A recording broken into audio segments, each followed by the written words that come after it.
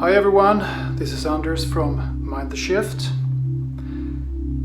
The middle of December, it's dark in many respects. I read in the paper that this month is threatening to be the darkest December in Stockholm since 1934. We haven't had one single hour of sunshine so far. And that's kind of a fitting backdrop to this COVID-19 winter. And I have just come out of it. Yes, I've had a week of COVID-19 and as you might hear, I'm still a little bit feeble, but I feel okay now. Fever is gone. So how was it? Well, it was a bad week for me, but many others have had worse weeks. I had fever most of the time, light fever, but I could feel it. I had the sense of illness. I had muscle pain. I slept a couple of those days. I slept for 15-16 hours. I was extremely tired. But I didn't have many of the other classical, so to speak, symptoms. No coughing, no difficulties breathing, which I'm very grateful for.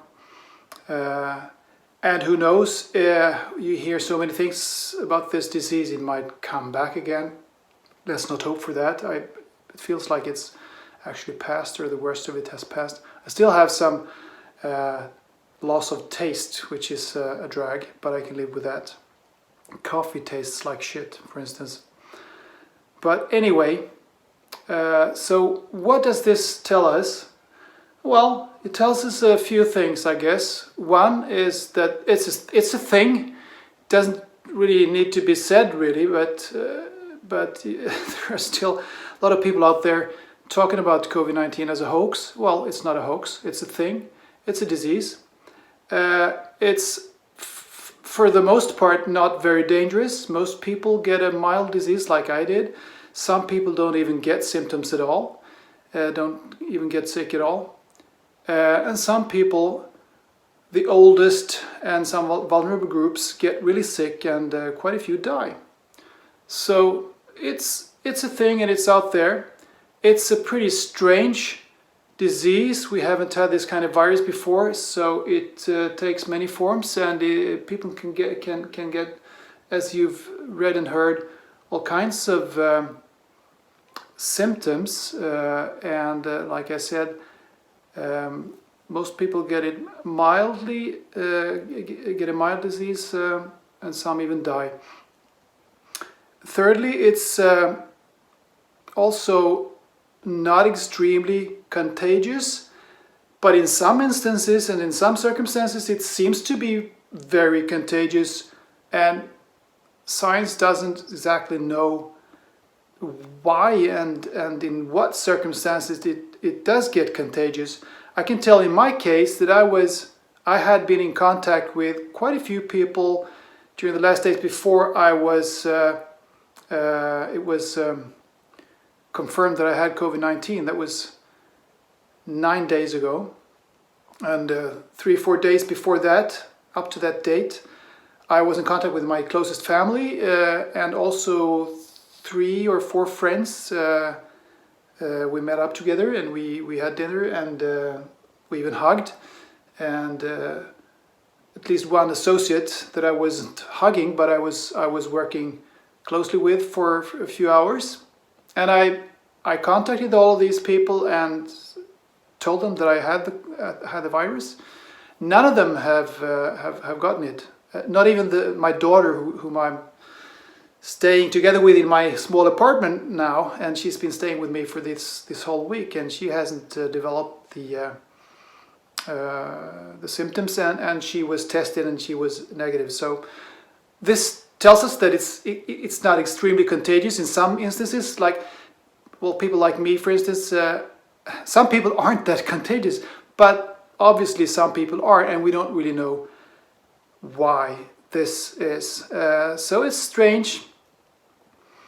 And also, it's clear that there is a pandemic going on out there, and I think it's a good idea to be a bit careful, to to be cautious with, think about your hygiene, wash your hands a lot, and be a bit cautious with meeting people, keep distance, but also don't panic. Panic is always the worst solution, and I don't think lockdowns is a good idea still, but there is a pandemic going on, so reasonable measures should be taken, but we can still, for the most part, basically live our lives within certain confinements, and also being aware that we need to protect the vulnerable groups.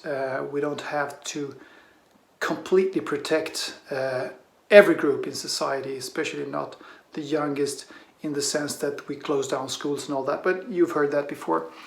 So that's another thing. And finally, I would just like to say that it's all very interesting, this thing that we are going through. You have to try and put up a neutral mindset towards things that are happening in your life and in the collective. We live this life together, we have this life on earth, and we are experiencing it with all the pros and cons that comes with it, and it's all very interesting. I mean, we all know that we have been born here and we're going to die someday, and hopefully we're not going to die very soon, but we know that that's going to happen, and when the time has come, it has come.